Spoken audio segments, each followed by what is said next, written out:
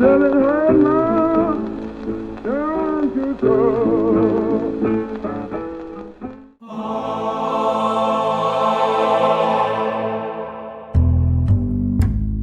Well, happy Kristallnacht. Today's the anniversary, whatever, 50th, 60th of Kristallnacht, the day the Nazi brown shirts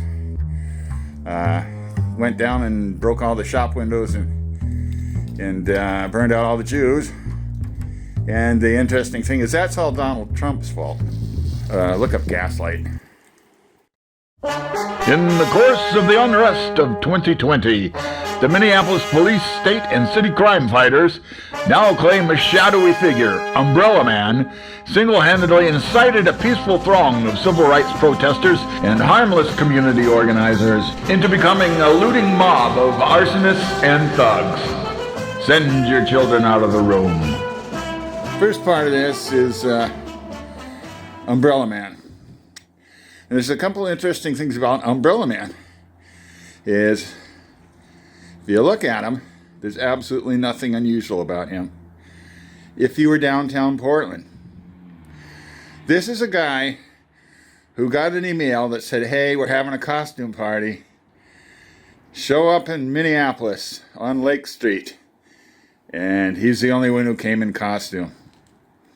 So I feel a little bit sorry for him. He's all dressed up, looking a little conspicuous. The object of these black bloc outfits are to be inconspicuous. You become a black bloc. But I'll explain that as we go on, and you don't have to look at my face. Now there's this other little guy here who I will call Pizza Boy. And he spends his whole time harassing this guy, apparently. Chases him around the block down the street over to the Target, which incidentally is already being looted. But he chases him around, claiming that he's a cop, which was one of the big rumors that first came out. That's because the Black Lives Matter really wanted that to be a cop. And Governor Walz just, and Feckless Fry, or Fry the Feckless, Mayor of Minneapolis, they just wanted it to be somebody else. Well, take this little bit from Ilhan Omar, who just won re-election in my district. When we see the kind of destruction that is taking place in our streets, we know those are not our organizers. We know those are not our protesters. We know those are not the people who are grieving the lives that have been taken from our community. Because we all know that we have collectively fought for business development to take place on Lake Street. Every single meeting that Ray and Jeff and I have been in has been to invest in minority-owned businesses in our communities, to develop this corridor and make our community a more equitable one. So when you see a destruction to one of the most valued business corridors for minority communities in Minneapolis being destroyed, you know those are not minorities that are doing that destruction.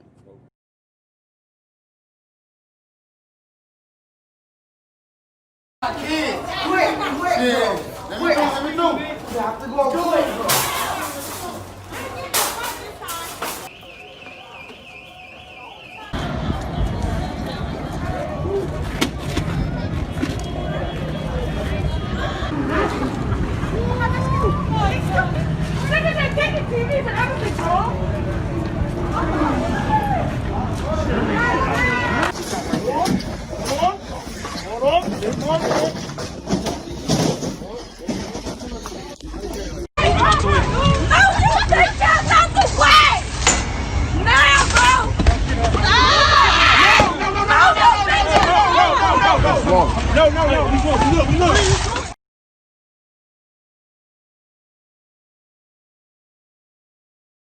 How many days have you been out here? This is my third day. What happens if this doesn't work? We just keep trying. Either any way we need to, we just keep trying. We gotta get violent.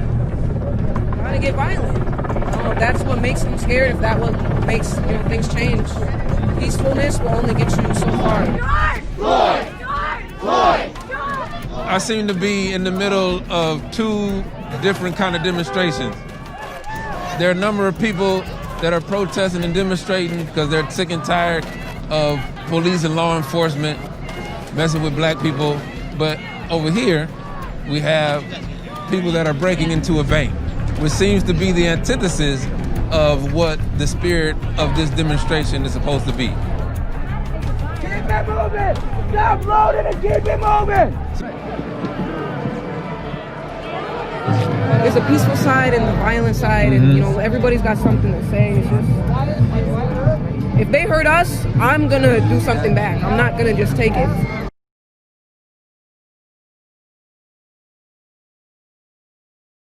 Change need to be now, because Donald Trump, Joe Biden, those ain't the answers. So something's gonna pop. It's gonna be a long summer. It's gonna be a thick winter. We going into some seasons. So this is a new norm. Get used to the shit we on here, because we out here. All this shit is a consequence. I feel bad because these is businesses, but this, man, it is what it is. Put your money where your outfit is. When you come back, when they bust your insurance, let's see what your model look like after that. Every one of these is gonna get Recopa insurance. Every business got insurance on here, so this is capitalism at its finest. These people ain't gonna take no losses. That police department's gonna come back with more officers, more shit. What are y'all gonna do though then? No. This is the community out here that you're seeing right now. This is Southside. This is Minneapolis. And, you know, our people are dying every day, so, you know, this is what happens when you keep killing our people.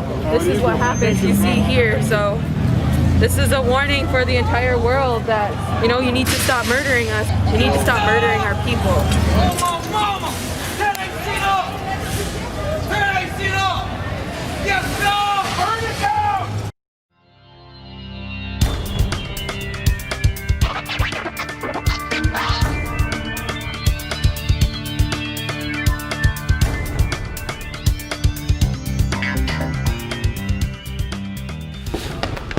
The destruction and debris indisputable. Who was behind it?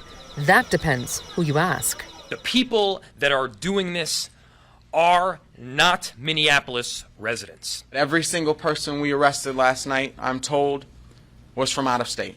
Groups of outside radicals and agitators are exploiting the situation. A belief echoed on Twitter by the president, who tweeted 80% of the protesters in Minneapolis last night were from out of state. The problem is, according to publicly available arrest records, the vast majority of those taken into custody in Minneapolis over the weekend had local addresses. Barr wasn't speaking about Minneapolis. He's mostly talking about Portland and other cities. Trump was just retweeting the boasts of local Minneapolis leaders who were dead wrong. We're going to start releasing who some of these people are, and they'll be able to start tracing that history of where they're at and what they're doing on the dark web and how they're organizing. But I'm not trying to say that. I think our best estimate right now that I heard is about 20% is what we think are Minnesotans, and about 80% are outside. So I'm not trying to deflect in any way. I got out over my skis a little bit on this, and as I said, I think it was probably hard for me to fathom that this was coming internally. You cannot have that blind spot. You cannot have that blind spot if that is amongst us and it's here. This is why that sense of vigilance about what led to it, who did some of these things. So I do think there's a lot more investigating to be done on this. I think the data of arrests is one thing, but I think that data set has to be much broader. I think seeing some of the Facebook posts and you know, some of that social media things that are happening, we need to get a better understanding of this, of how deep this is. And I say that not to, you know, a conspiracy theory or it's something really big. We need to actually know who it was and who it is. And I don't know, John, if you've got some specifics, but what I would add to the governor's comments is a couple things, and the social media piece is certainly part of that.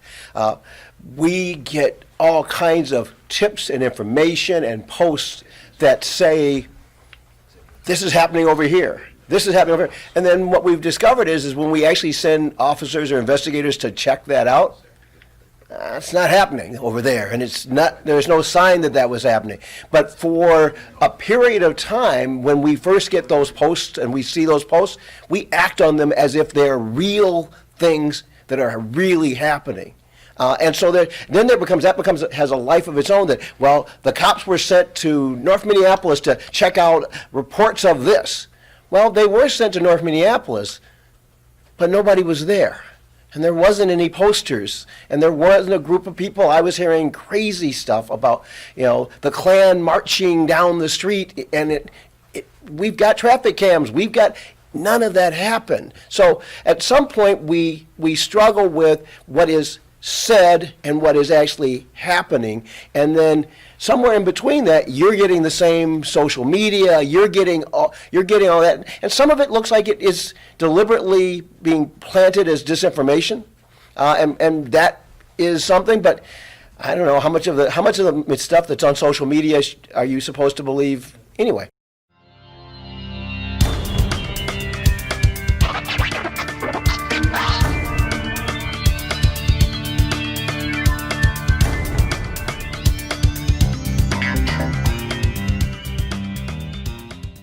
Man, I feel like everything that's happening was supposed to happen. What do you mean? Everything's inevitable. This is how people are actually feeling. Yeah, how I feel about it? This is the way about it going? No. But is everyone perfect? No. What I'm trying to say is, everyone feel like that. Everybody feel like that. That's all I gotta say.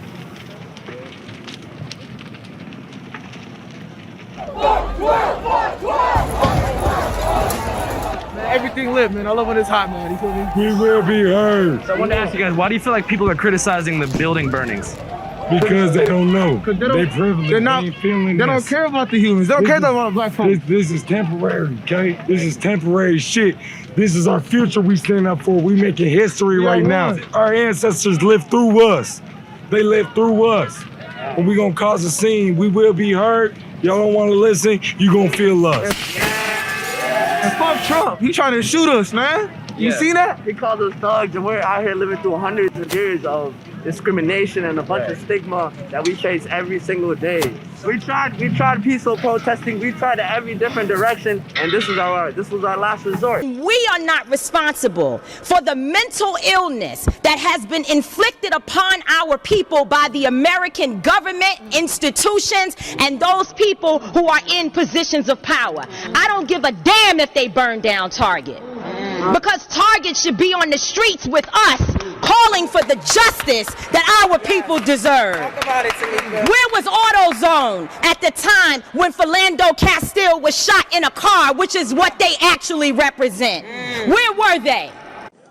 Stop killing us. We need more than statements. We need fucking change. And we can only do so much as a non-profit organization, but our elected officials, y'all have that power for a reason. We can't do as much as you. You killing us. You fucking killing us. Black Lives Matter, fuck a peaceful protest. Thank you.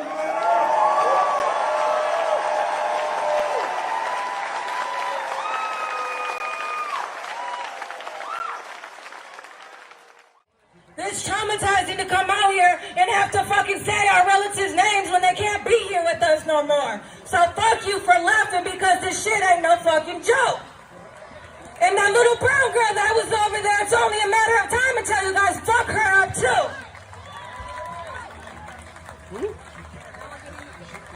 Y'all laughing like we won't burn this city down, motherfucker. That house down there, this house can look like that. Let one more black man or brown man be killed. We're coming. And don't forget, all these bougie ass fucking houses are built on native fucking land. That you guys need to fucking pay rent for. Because this is stolen fucking land. Pay the fuck up. Drink your fucking beer, but pay your fucking rent, you ugly bitch. All right, somebody lost their keys. If you got a key over here, I don't know how to transition from that, so. Somebody lost the key, but she full of passion.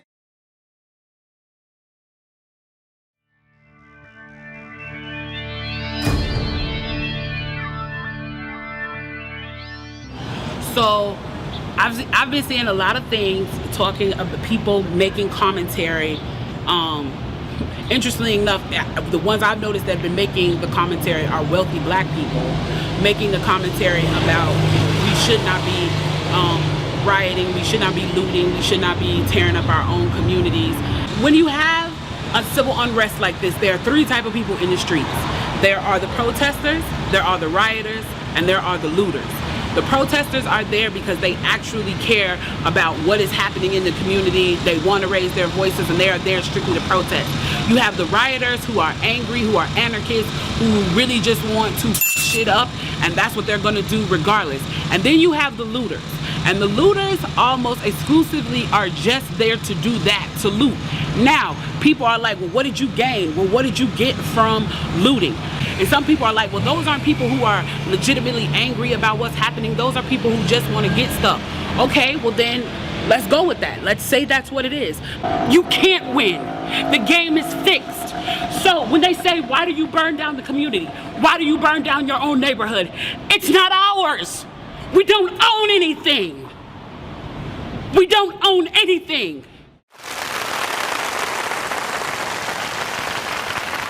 This is actually Fade Factory, a barber shop in North Minneapolis. I actually have the owner standing by here, Trayvon Ellis. And I wonder, Trayvon, could we steal you just for a minute here?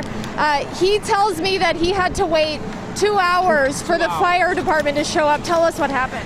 Basically, the alarm company called me, a lot of people from the neighborhood, because it's a neighborhood barber shop, you know, and I try to help the community out, and I cut a lot of kids, so I just want whoever to know, whoever did this to know that I take care of my kids, and if you have kids too, that, you know, I didn't deserve this. So it was a long process just getting where I was as far as with the business, and to just see it go away in a split of a day was kind of crazy. So it still feel like a dream, actually. Do you have insurance? No, I didn't have insurance at the time when it happened. So have you lost everything? Yep, I did lose everything. Because when I first signed my lease to the property back in November, I did have insurance. And then due to COVID-19, we didn't know when it was going to open. Speaking to my insurance agent, he told me to just kind of suspend it. Trying to help soften the blow of what might be.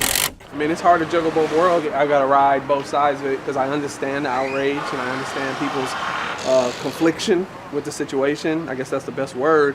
I'm on the other side of it as well, understanding that, but also knowing that this is my livelihood, so I don't want this disrupted or destroyed. Today, we found Corboy Bala, who invested his life savings into opening this sports bar, cleaning up. While our camera was there, looters came back to try to steal his safe. Right, trying to steal the safe. I don't know what we're gonna do. We're gonna work so hard to get. What is the point of this other than destroying our community further? You know, no one's gonna be able to get food. No one's gonna be able to get the more shit that they need. This is sad, man. This is our home, man. We're supposed to take care of our city, man, not destroy it. Destruction is all that's left of Pablo Hernandez Camara's dream. He spent 2 years and $120,000 to open his sports bar. COVID-19 delayed its launch, then the protests and the fire. Maybe 4:30 in the morning, somebody called me, hey, Pablo, the place is fire. You really? Yeah. I take my car, you come in here, everything is fine. What is the real impact that you feel, insured or not, when somebody damages your property, and how does it affect your ability to do business going forward? I think it's the easiest answer, and I think the best answer, truthfully, is yes, this is just a building. It's a very historic and old building. That Wendy's that burned in the auto zone and such, guess who worked at those auto zones? It's the folks that live in the neighborhoods. And so, yes, Target can rebuild a Target, but how many people work at that Target store that are suddenly, 2 weeks ago, they were heroes for being open during this and working the cash registers and stuff. Now suddenly they don't have a place to go. So now they're back on unemployment and such. And so it's the impact you're making is very direct to your neighborhood. People live here, people work there. You could burn a laundromat, well, now no one can wash their clothes. And in that particular area where the 3rd precinct is now a food desert. The Target, the Aldi, the grocery store, all looted and gone. Restaurants are all burned. It's kind of a real, disaster really for the folks that are especially right in that area. I have friends that ask me, how do I be an ally to the Black community? And I don't know. I don't have that answer because I don't generally think, in those terms. So this is my store. All of this. We have nothing left. This is it. So for everyone around the world, if you don't know what's going on, this is the result from the riots that's been going on here in Minnesota. And riots turned into the looting, and then the looting turned into the fires. On the day of the actual fire, we had the business boarded up to prevent the looters. We took turns rotating shifts, guarding the businesses. They eventually still ended up getting in and looting and setting it on fire. Me and my cousin and business partner, we stood there on the corner and we watched the business go up in smoke and we watched it collapse to the ground. It's not right! It's not right! It's not right what y'all doing! I came from the ghetto too! Same as all of you did! Y'all need to listen, but y'all mess up my business! And you call it black power! You mad at the white man? Why destroy my business? Why destroy my truck? Why steal my computer? I'm trying to make it. Could you understand that? Can't y'all see it? I'm trying to make it. Just start listening.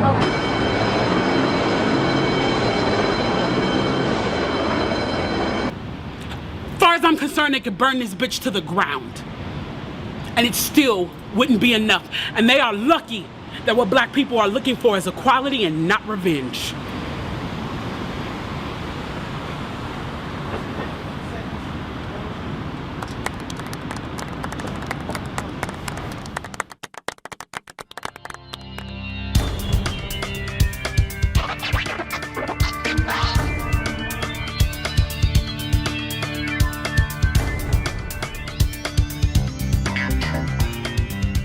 Right here.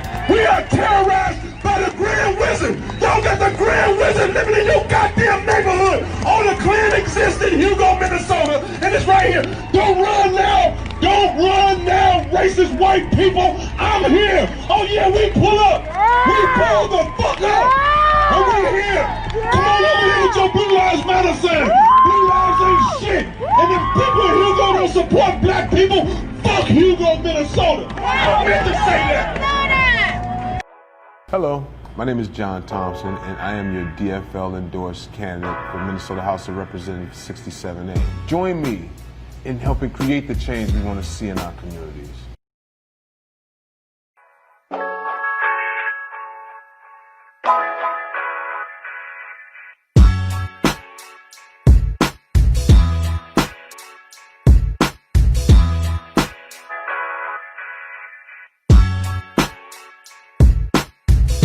First, though, police believe they've identified a man they say was pivotal in escalating the violence following the death of George Floyd. They say he is a white supremacist. The so-called Umbrella Man was captured on video breaking windows during the violence. He was also caught on tape having a confrontation with one of our WCCO photojournalists. Here's Esme Murphy. A police search warrant says this was a key moment when the riots took a more violent turn. A man in black with an umbrella broke out windows of a Lake Street AutoZone. A tipster told police that the Umbrella Man is a member of the Hells Angels and wanted to sow discord and racial unrest. The search warrant says the man is a known associate of the Aryan Cowboys, a prison gang out of Minnesota and Kentucky. Minneapolis police have also linked the man to a June incident in Stillwater, where a Muslim woman was harassed by a motorcycle club wearing Aryan Cowboy leather vests. WCCO is not naming Umbrella Man because he has not been arrested or charged. Speculation as to who he might be has been rampant. Last month, St. Paul police were forced to issue a denial along with time-stamped photographs showing Umbrella Man was not one of their officers. So why was it a cop they tried to stick this with initially? Well, for one thing, Black Lives Matter just really wanted it to be a cop. And that way they could also replay a theme from the trial of Chicago 7, which is on Netflix, 7+1, where the Chicago PD, Democrats, mind you, actually started the riot. The other thing was this little bit of online chit-chat between his ex-girlfriend. No, they were never married. And she says he's a psycho like all true exes. And she claims he was wearing her gloves, which I don't know how you could tell that in the picture, and her gas mask. And one has to wonder why would she have a gas mask. In any case, that was kind of leaked through some other friend who had it. And that turned out to be a lot of BS. And like I say, he was time-stamped in and out of the building. It was a secure building. He was on shift, so that didn't work out. In the process of this, there is an online pundit who did a clever bit of work, because the other thing was, everybody said, well, they're looking for a tall guy, a white guy, and this guy was tall and white. And this online pundit photoshopped a number of just generic people into the gas mask and established pretty much that you couldn't tell who was in there based on just looking at those eyes.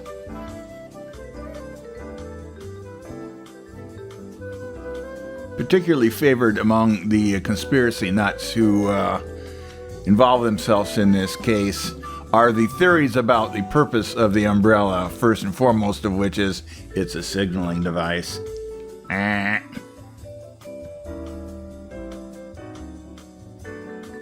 So the next proposed culprit, this biker, how did he get kind of framed up?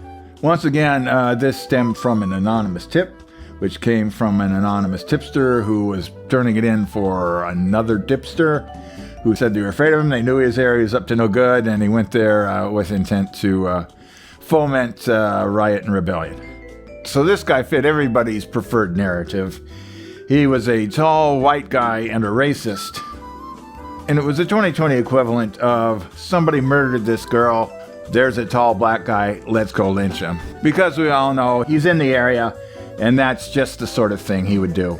How did they identify him? Well, he was a tall white guy, and the officer who applied for the search warrant said he had a distinctive eyebrow, a left eyebrow, which we've established in the previous experiment is pretty much bogus. You could put Batman in there, and it would all look pretty much the same.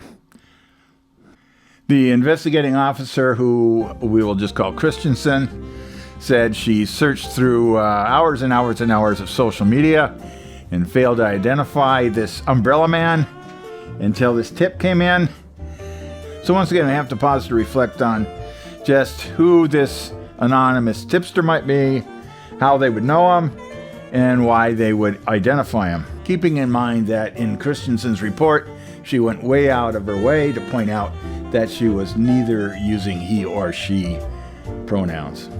Because when you look into it, it just sort of sounds like somebody pointed at him and said, let's get him. And everybody virtuously piled on. Because if he wasn't guilty of that, he was guilty of something. A woman named Sophia Rashid, who identifies as a Minnesotan, Muslim, and a mother, says she felt incredibly unsafe early Saturday evening when she and her 4-year-old daughter were eating ice cream at Leo's Grill and Malt Shop. In a Facebook post that included photos that's now been shared more than 17,000 times, she wrote, quote, "They were wearing motorcycle vests which read Aryan Cowboys, and they were motioning at me and my 4-year-old and then at each other." She goes on to describe how servers from the malt shop were able to escort her and her daughter to a nearby hotel for safety. She says she has had incidences involving Islamophobia, but, quote, "Something was extra wrong beyond a group of Nazis walking casually down a busy street in broad daylight, obviously trying to signal to me that they saw my presence and weren't too happy." The whole truth is that she was staring at them the whole time and freaking out and taking pictures. And no doubt they were a little curious about her interest in them and the fact that she was dressed like this. And she is a recent convert, and she's young, and she's as white as I am. In the process of her many torturous ramblings, she admits she's autistic and that she was in some kind of fugue state. and she has tinnitus. And at some point she couldn't hear and only knew that they were talking or yelling at her and had no idea what they were saying.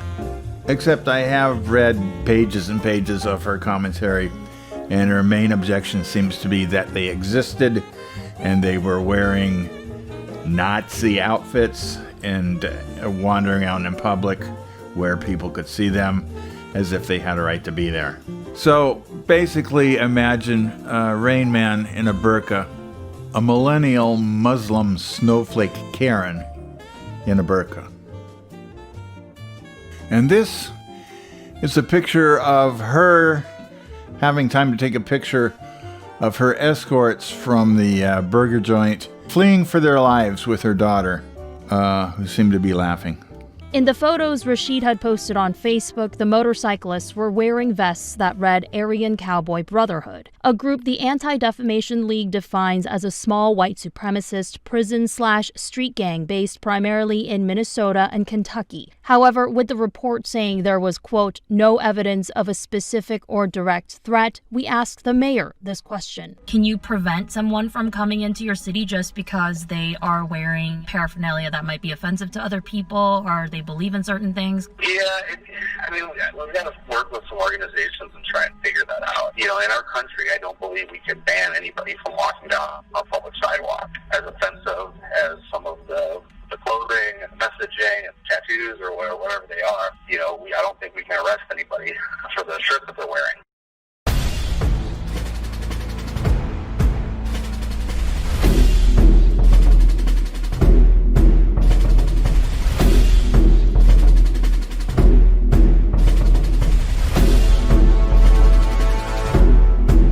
Yesterday, Ellison tweeted this, quote, at Moon Palace Books, and I just found the book that will strike fear in the heart of Donald Trump. And the book Ellison was talking about is called Antifa, the Anti-Fascist Handbook.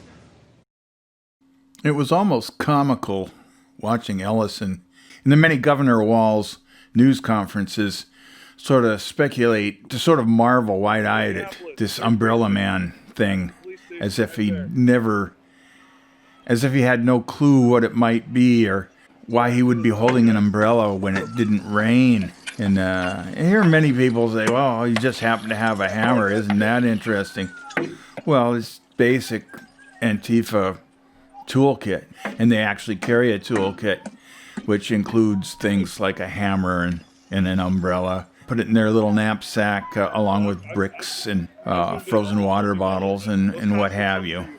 But the one thing Ellison didn't want is for that guy to be anything but a white racist, because that fit the narrative, because all this violence was down to white supremacists and infiltrators coming into the neighborhoods and wreaking havoc, agent provocateurs, the classic outside instigators, the false flag rednecks sneaking in dressed as Antifa, the mighty heroic warriors who were only there to help and trying to set them up. Having said that, to suggest that the coming conflagration was all down to these few broken windows is asinine. Now, for the record, we don't have black bloc hardcore Antifa in the Twin Cities, not yet. But one of them apparently showed up. That's the easy answer. The problem with the 21st century and the internet is that even Grandpa can get on there, and every fool has a camera in his phone and puts it up on the internet. So I don't need to depend on WCCO or Keith Ellison to tell me what's what. I can see Joe Johnson down there on the street corner, and he'll record it. And the real interesting thing is the guy who's breaking the window will stop and tell you exactly who he is and what he's doing and why he's doing it about 9 out of 10 times. Now, there's a thing called Occam's razor, which states that the most obvious answer is usually the correct answer, or the easiest answer is usually the correct answer. This Umbrella Man guy knew way too much about the whole lore, dress, the kit and caboodle of Antifa to be some dumbass biker. Because if the number one cop in the state doesn't understand what the umbrella is for. How's some road apple going to know that?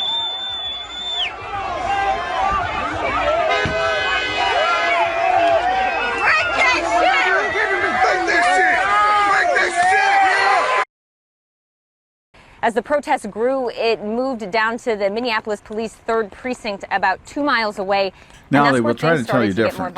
But looting began on May 26th, shortly after 6 p.m., when a mob came from the George Floyd memorial site and proceeded to the 3rd Precinct and just beat the hell out of it.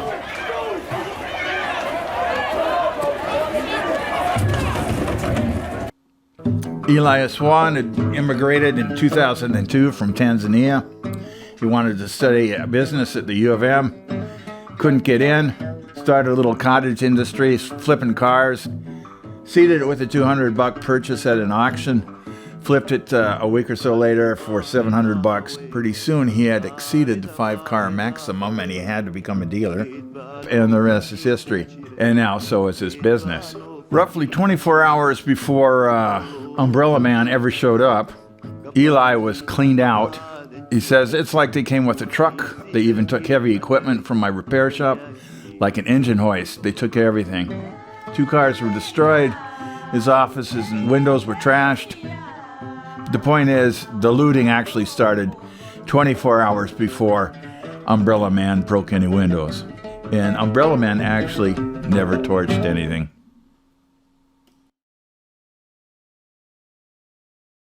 One day later. East Lake Street, Minnehaha, and they're right there. They're starting to. We're gonna move back. They're starting to throw Molotov cocktails. We're going.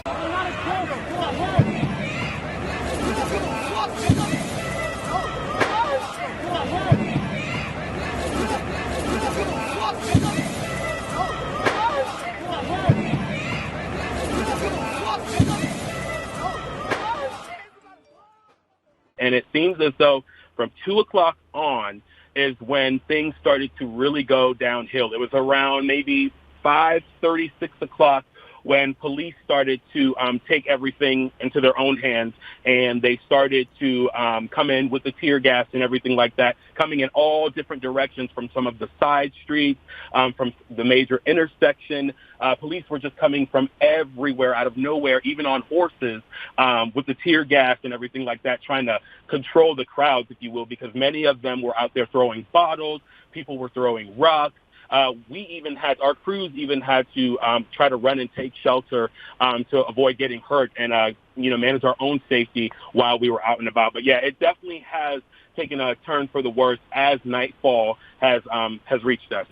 I don't know if some of our viewers may have noticed last night, some of the protesters actually damaged the precinct. Some of the windows were blown out. They have some of them boarded up. And then there were also police that were lined up on the roof of the precinct today, along with those officers that were shoulder to shoulder down on the street level. There were also officers that were on top of the roof.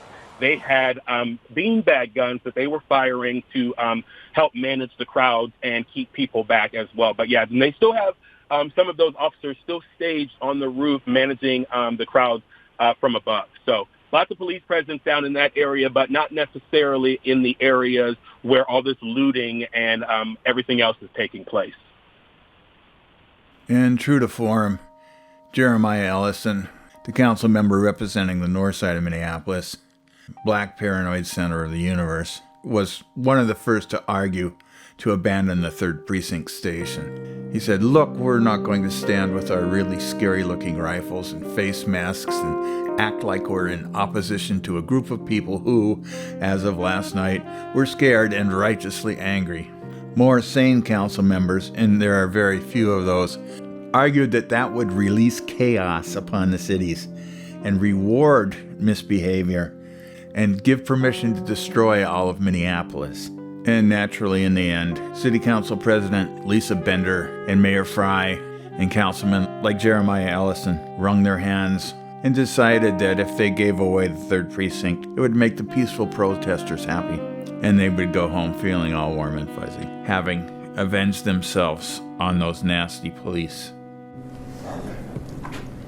Earlier this evening, after receiving real-time information from our Chief Arredondo, and after having numerous phone calls with him regarding the evolving situation at the 3rd Precinct, it became clear that there were imminent threats to both officers and public.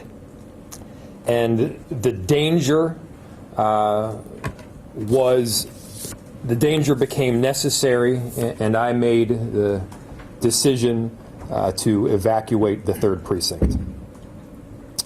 The symbolism of a building cannot outweigh the importance of life, of our officers or the public. We could not risk serious injury to anyone. And we will continue to patrol the 3rd Precinct entirely. We will continue to do our jobs in that area. And, you know, brick and mortar is not as important as life. Governor Walz was adamant that the National Guard was just inappropriate overkill, and Mayor Fry didn't want to use the police, even though he had access to the state police as well. He had no plan to use them, and he argued that until the National Guard came in, he couldn't make a plan. So he didn't make one. A day late in the Dollar Shore, after Minneapolis had burnt down, Walz called in the National Guard, and all the bad guys ran away. So you had the National Guard beating up the actual peaceful protesters who were left. Well, you'd think that government and law enforcement would have learned its lesson since Columbine and 9/11. Rioters don't want to negotiate. They don't have demands. They just want to break shit up and burn things down. I've made it very clear that I worked with the police and instructed them to do everything that they could to make sure that the protesters were able to exercise their right to free speech. It's a very delicate balancing act, because while we tried to make sure that they were protected from the cars and the other things that were going on, we also gave those who wished to destroy space to do that as well.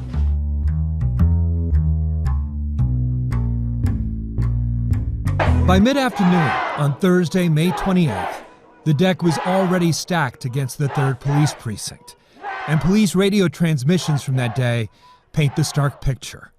Surrounded by protesters, the only escape route, out the back alley, already in jeopardy. To get any more, it's going to be hard for our escape route. We now have over 20 protesters in the south alley, getting close to blocking us in. And there's already confusion. Is anyone copying this? About the game plan and who is calling the shots. I need to know who's in charge of the details here.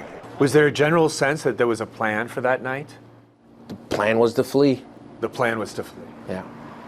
Officer Richard Walker is a Federation board member who works out of the weapons unit of the 3rd Precinct. He says officers were instructed that morning to clear out their lockers. The precinct would be operating that day with only a skeleton crew. He believes the message was clear. I've never seen a look of desperation, a look of a sense of loss of hope, and more importantly, a look of disbelief that we were giving up a precinct. And so, as Sarah Seidner had been reporting all evening here on CNN, they had tried to breach the perimeter earlier of the 3rd Precinct, a fence that they had erected recently to try to keep protesters and rioters out. That appears to have all been for naught, because now this police precinct appears to be on fire. Well, it is on fire. You can see it in the middle of your screen there. The concern is, with all of this, where are the police officers? Who's inside of that building? Personnel, staff, people who may be in lockup or what have you. We would certainly hope that they are safe and out of that building. There's no siren at all, so there's no fire department coming. Last night, 3 or 4 showed up when the AutoZone was on fire. This is definitely, as Josh said, a calculated decision. Not a single fire truck is here.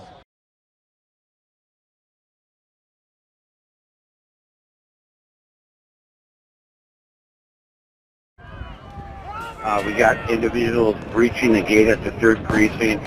We also got people trying to breach the front doors. They're through our front door. We got heavy rocks, bottles, paintballs, all directed at officers in the rear lot. We got heavy concrete coming in at us, glass bottles. How is it inside of the precinct? They're shooting mortars at us, and they're doing so it from a distance of about maybe 75 to 100 yards, and we can't reach them. Can we escalate our use of force to deploy scat rounds? Negative on the scat round. Full force again, negative on the scat round. There's another plan in place, stand by. I'm a little confused about what we're talking about. You are authorized to use CAS, triple chase, to push that crowd back. We would, but we don't have any. Anyone at the roof of the 3rd precinct who can give me some information, please call me. They breached the northwest corner of the fence. They're coming in the back. We need to move. A lot of debris coming in. Strike Team 4 members, return to your vehicles. So I'm finishing clearing the building. You have to evacuate right now. We need to go. As of right now, we can leave southbound. We're going to lose that opportunity in about 30 seconds. We got to go. We're sitting ducks here. They're about to breach the back gate.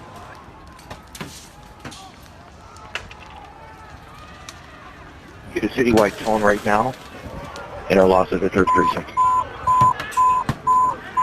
The 3rd precinct has been compromised. Why didn't we have a better plan to evacuate everybody safely instead of squad cars ramming the gate? When the order came to evacuate, I can assure you that I don't believe you'll find one Minneapolis cop that was out there that thought that that was the right decision. I kind of feel sorry for Mayor Fry. He's kind of like one of those hip parents that wants to be your best friend, but it never really paid off for him.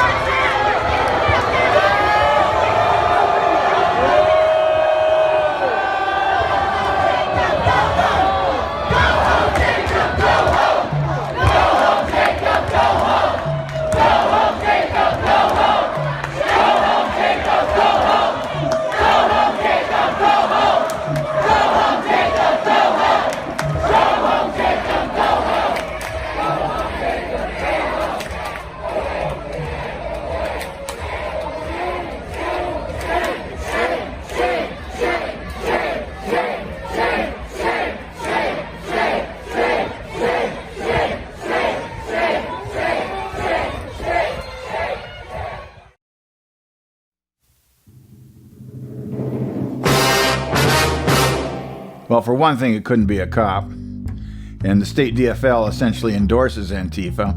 And the state attorney general, Keith Ellison, has openly endorsed Antifa. The National Democratic Party has implicitly endorsed Antifa. Our almost certainly new president, Democratic Joe Biden, has dismissed Antifa as a mere conceptual construct. The infamous Jerry Nadler, head of the House Judiciary Committee, has gone a step further and said Antifa is a fiction created by Republican Washington pundits for political purposes, and has described rioters, or peaceful protesters in the Democratic vernacular, as mothers. Somebody's got to do something about Antifa and the left, because this is not a right-wing problem. This is a left-wing. This is a left-wing problem. White supremacists. Antifa's an idea, not an organization. You got it. Not militia. That's what his FBI director said. It's all out in the open, where the people can see what you are doing for themselves. The president wants footage for his campaign ads, and you appear to be serving it up to him as ordered. In most of these cities, the protests had begun to wind down before you marched in and confronted the protesters. And the protesters aren't mobs. They are mothers and veterans and mayors. Please never killed anyone, motherfucker! Fuck you! Get the fuck out of here! Do you disavow the violence from Antifa that's happening in Portland right now? That's a myth. that's being spread only in Washington, D.C. About Antifa in Portland? Yes. Sir, there's videos everywhere online. There's fires and riots. They're throwing fireworks at federal officers. DHS is there. Look online. It gets crazy, Mr. Nadler. Wow, so he thinks it's fake news. Antifa's a myth. All cops are bastards! All cops are bastards!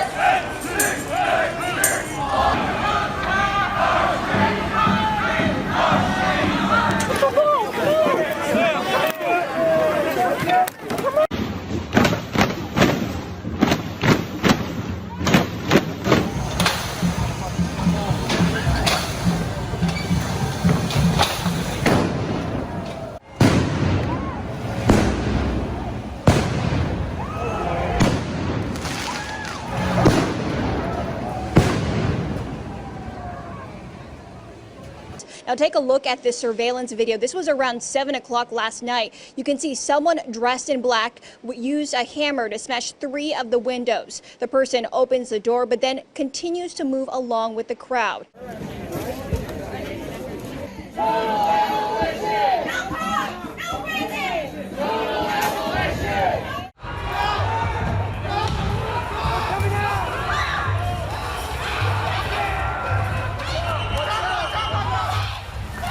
Not welcome here. This is a public sidewalk. Not welcome here. Everybody look. Look at Antifa bar right here. Everybody. Communist Antifa bar in Portland. Look at.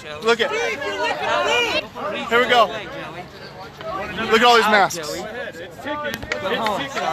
it's Antifa Communist Bar, cider riot, downtown Portland. Look it up. Everybody, look it up. Here we go. In case it's not clear to you by now, Minnesota is a state run by Democrats. We call it the Democratic Farmer Labor Party, but that's a long story. Governor Tim Walz, DFL. Mayor Jacob Fry, DFL. St. Paul Mayor Melvin Carter, Democrat. Entire Minneapolis City Council, Democrats. State Attorney General Keith Ellison, Democrat, and allegedly one of the brightest new progressive minds of the Democratic Party. City Councilman Jeremiah Ellison, representative of the North Side, DFL, was bequeathed his position from his father Keith Ellison. Now Jeremiah Ellison not only openly endorses Antifa, but he buys entirely into this notion that all of these fires, all of this arson, all of this violence, all of this vandalism, all of this looting is down to white supremacists roaming his neighborhood. And last but not least, Ilhan Abdullahi Omar, Minnesota 5th Congressional District Representative, who was bequeathed her position from Keith Ellison, Democrat, etc., etc., etc. All right, boys and girls. That's I'm tired. That's enough for one day. And now that we got this all figured out, we know how to stop it, right? I'll put an end to this nonsense. And remember, the internet is hell's hotline to your home and family. And the world is going to hell in a handbasket. And the worst of it all, Grandpa's on the internet. Go forth and get wise. Lay it down for me.